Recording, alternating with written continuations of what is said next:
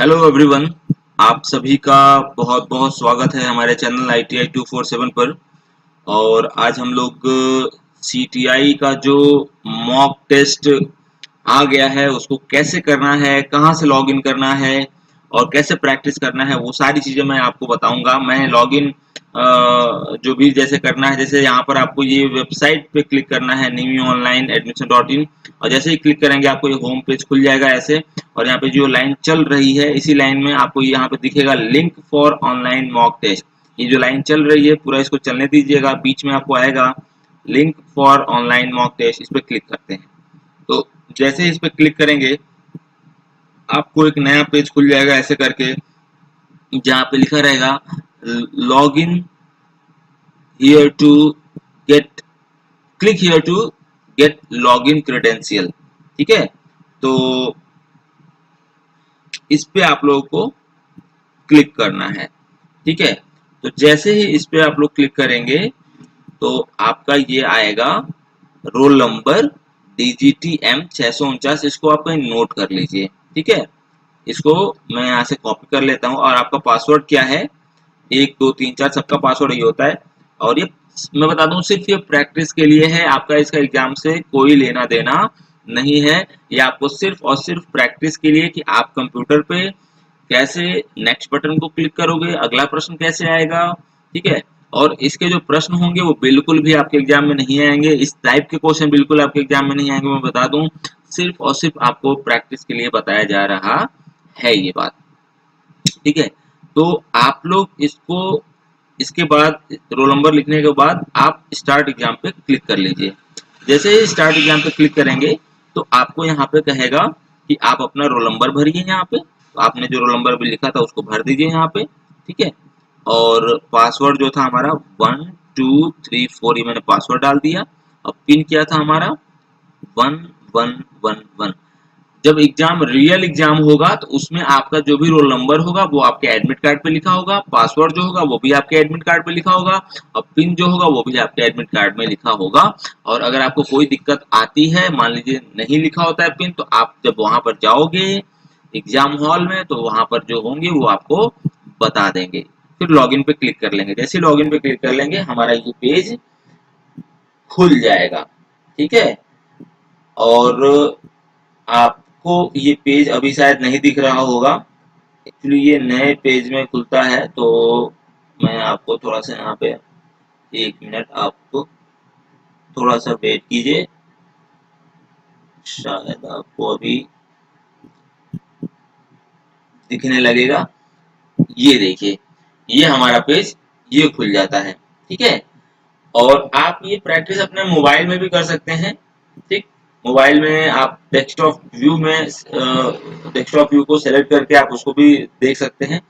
तो यहाँ पर आप जब ये पेज खुल जाएगा तो यहाँ पर देखिए डेट गलत लिखा हुआ है, वैसे डिफॉल्ट कोई ऐसे लिख दिया है।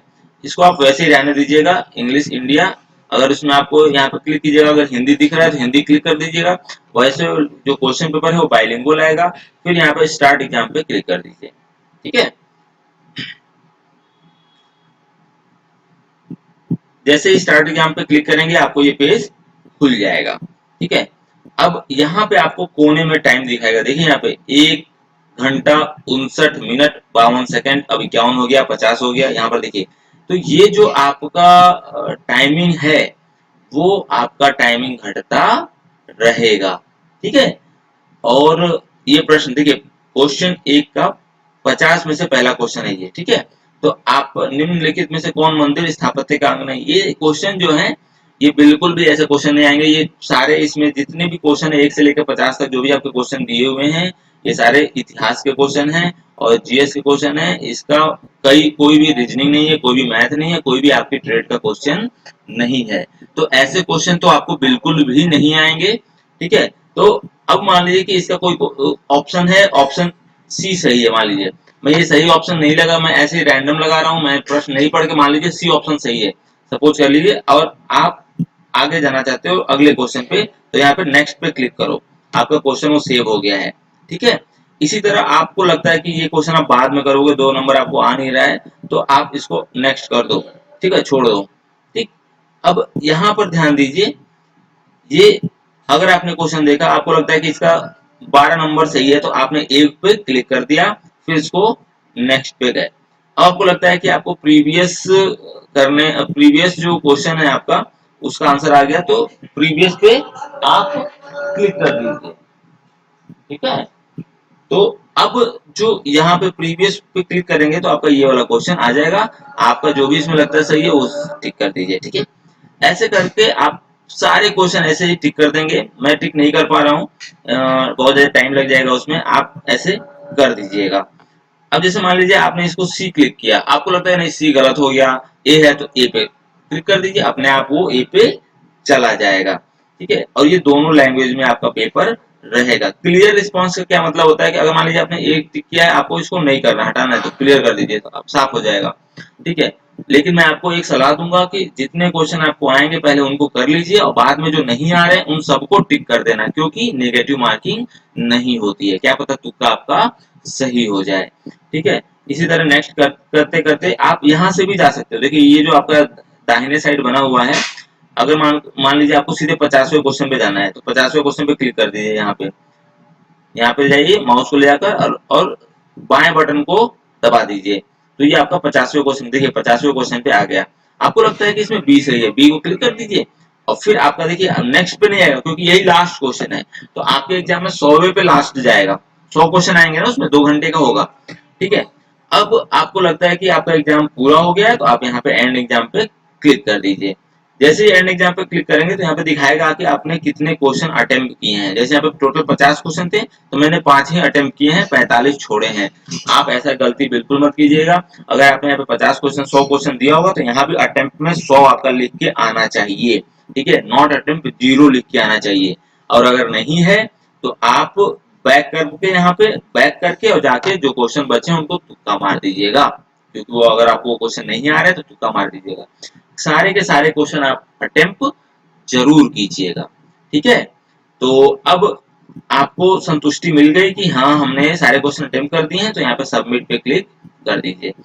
अब पूछेगा computer are you sure you want to submit, तो यस पे क्लिक कर दीजिए। ठीक है, अब फिर से कहा जा रहा है कि end of examination you will not be allowed to go back after submission, submission के बाद आप पीछे नहीं जा पाओगे, तो फिर से यस पे क्लिक कर दो। बहुत ही सावधानी से आप लोग एंड एग्जाम पे क्लिक कीजिएगा अगर आपने सारे पेपर कर लिए हैं तो।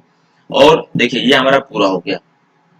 अब यहाँ पर देखिए आपका दिखा रहा है कि टोटल 100 मार्क्स का पेपर था और ऑप्टेन मार्क्स है, इससे कोई मतलब नहीं है, ये हमारा स्कोर कार्ड यहाँ पे दिखा रहा है।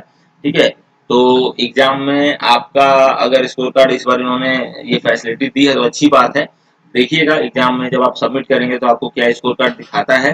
ठीक है, उसको आप लिख सकते हैं, ये टोटल मार्क्स इतना था और ऑप्टेड मार्क्स कितने मार्क्स हमने पाए हैं। ठीक है, मैंने ऐसे ही बस केवल 5 क्वेश्चन सॉल्व किए थे, इसीलिए ये ऐसे दिखा रहा है। आप सारे क्वेश्चन कीजिएगा, सारे मैं करता तो टाइम ज्यादा लग जाता। ठीक है, और एक बात और मैं बता दूं कि इस कोई भी ये मत सोचेगा कि ये जो क्वेश्चन इसमें आ रहे हैं वो आपके एग्जाम में आएंगे, ऐसे क्वेश्चन बिल्कुल भी नहीं आएंगे। ये सिर्फ आपको बस परिचय कराने के लिए है कि आपका ऐसा इंटरफेस होगा, आपके स्क्रीन पे ऐसे दिखेगी चीजें, और आपको आगे पीछे ऐसे करना है। बात आ रही समझ में? ठीक है, तो आशा करता हूँ कि आप लोगों को ये चीजें समझ में आई होंगी। ठीक, और अगर आपको, अब यहाँ पे एग्री बटन पे क्लिक कर दिया, अगर आपको कोई चीजें यहाँ पे दिक्कत आ रही हैं तो आप मुझे व्हाट्सएप कीजिएगा या मेल कीजिएगा, मैं आपको यथासंभव आपको रिप्लाई करूंगा।